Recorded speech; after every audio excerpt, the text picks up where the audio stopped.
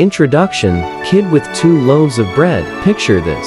A young guy exhausted, starving, and dressed in wrinkled clothes from days on the road strolls through the streets of Philadelphia for the first time. He's just left home. He's got barely any cash, no reputation, and no friends. All he has are 2 loaves of bread awkwardly cradled under his arms as he meanders down Market Street. Kids giggle at him. A girl who would eventually become his wife catches sight of him and gives a little smirk. He looks out of place, like a stranger in a brand new city. But this boy alone, broke, and clutching those 2 loaves, will rise to be one of the most renowned thinkers in history. A printer, a scientist, a philosopher, a statesman, one of the founding figures of a nation. His name? Benjamin Franklin. But Franklin wasn't born a legend. He crafted his own greatness. His autobiography, pieced together over his lifetime, shares the secrets behind his journey from a runaway teen to a founding father. Tonight, we'll dive into Franklin's own words and memories, uncovering the path of self-improvement that continues to influence the world today. This is the tale of how Benjamin Franklin shaped himself. Part I, the candlemaker's son, Benjamin Franklin was born in 1706, the 15th of 17 children, a noisy, cramped household in Boston. His father, Josiah Franklin, was a humble candle maker. His mother, Abia, kept the household running with a quiet strength. From the start, Ben was curious, relentlessly curious. He devoured books, asked questions no one had time to answer, and constantly experimented.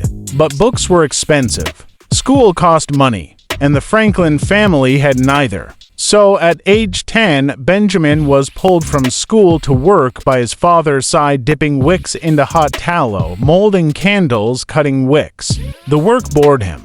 His father noticed. And so he tried something new, placing young Ben in different trades, hoping one would spark ambition. But nothing worked until Ben walked into his brother James's printing shop. Here, he found magic, ink, paper, ideas, knowledge spreading across the colonies 1 page at a time. At 12 years old, Franklin became his brother's apprentice, bound by contract, expected to obey, and often punished. But it was in that harsh apprenticeship that Franklin found his true calling, the power of the written word. Part 2, Silence Dogood. Ben wanted to write for his brother's newspaper. James refused. Apprentices, he believed, should work, not write. So Franklin did what any clever, slightly mischievous teenager would do. He created a secret identity. Late at night, by candlelight, he wrote letters under the name Mrs. Silence Dogood, a witty, fictional widow with sharp opinions on Boston society.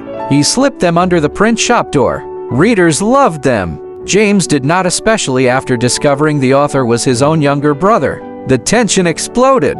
The beatings increased. The resentment grew. At 17, Franklin made a choice that would define the rest of his life. He ran away. No money, no permission, nothing but determination.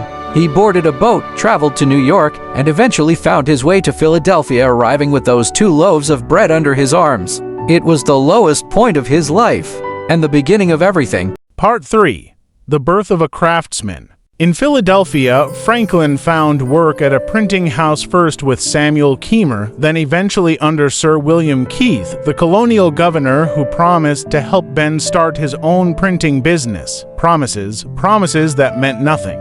Sir William Keith was old charm and no substance. He encouraged Franklin to sail to London to buy printing equipment, assuring him that letters of credit would follow. They never did. Franklin arrived in London broke, again, but unlike the runaway boy who first arrived in Philadelphia, this young man carried something powerful.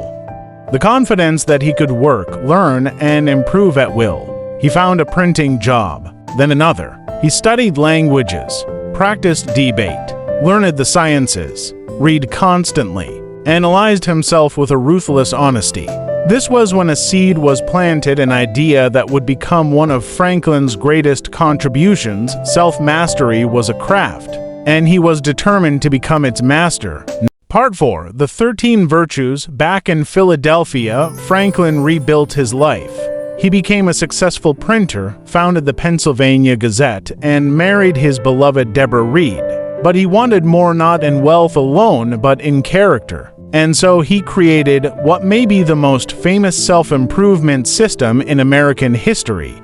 Franklin's 13 virtues: temperance, silence, order, resolution, frugality, industry, sincerity, justice, moderation, cleanliness, tranquility, chastity, humility. He carried a small notebook, his virtue chart, and graded himself daily. He knew he would never achieve moral perfection, but perfection wasn't the goal. Growth was.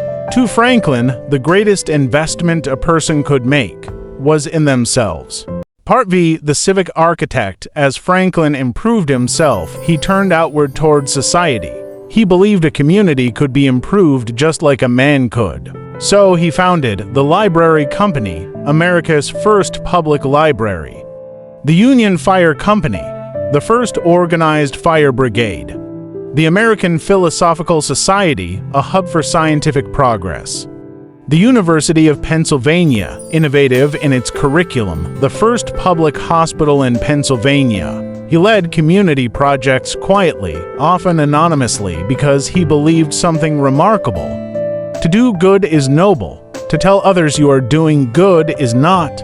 Part VI, a nation begins to stir. As the colonies strained under British rule, Franklin, now a diplomat, saw conflict forming like distant thunder. He traveled to London as a representative of Pennsylvania. At first, he believed in compromise, in persuasion, in reason, but the Crown humiliated him publicly in the cockpit hearing. He was insulted, shouted at, mocked.